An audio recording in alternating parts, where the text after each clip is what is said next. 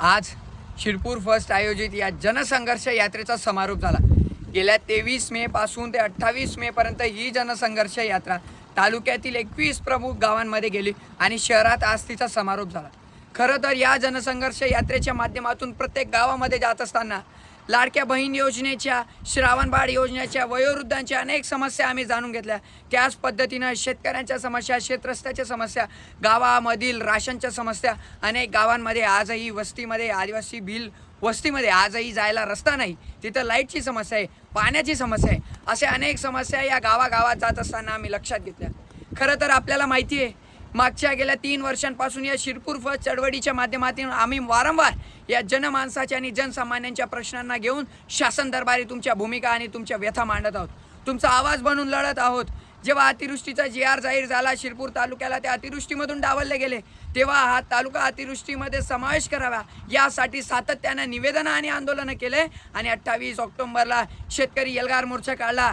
त्या मोर्चामध्ये तुमच्यासारख्या प्रत्येक गावातल्या सर्वसामान्यांच्या हजारो शेतकरी त्या मोर्चात सहभागी राहिले।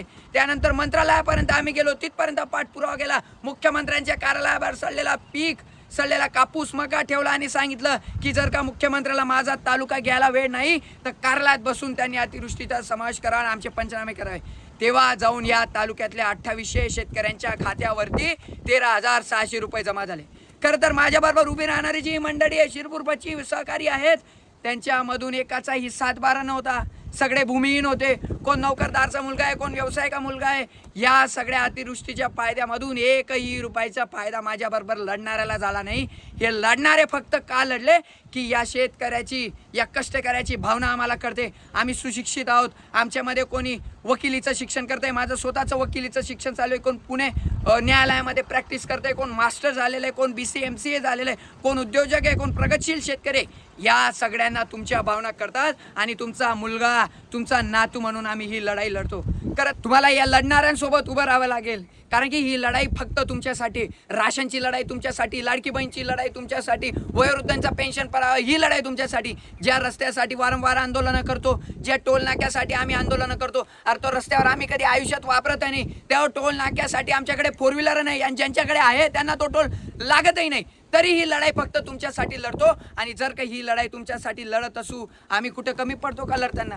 पाठपुरावा करताना आम्ही कुठं कमी पडतो का? सातत्याने तुमचा मुलगा आणि तुमचा नातू म्हणून आम्ही सुशिक्षित म्हणून लढत राहतो। तर आमची अपेक्षा एवढी असते, आज जसं प्रत्येक गावामध्ये आम्ही आल्यावरती तुम्ही आम्हाला आशीर्वाद दिला, भरभरून प्रेम दिलं, तोच आशीर्वाद, तोच साथ तुम्ही जेव्हा आम्ही आंदोलनाची हाक देऊ तेव्हा तुम्ही आमच्याबरोबर उभे राहा, निवेदनाची हाक देऊ तोपर्यंत तुम्ही आमच्याबरोबर उभे राहा। जर का तुम्ही एकत्र आलात, तुम्ही खांद्याला खांद्या लावून काम केलं, आमच्यासोबत जर का असंख्य लोकांनी तुम्ही येऊन लढलात, तर तुम्हाला सांगतो 100% या शासनाला, या प्रशासनाला न्याय तुमच्या पदरी पाडूनच द्यावा लागेल। कारण की जनमताची भावना आणि जनमताची संख्या ही या शासन आणि प्रशासनाला माहिती आहे।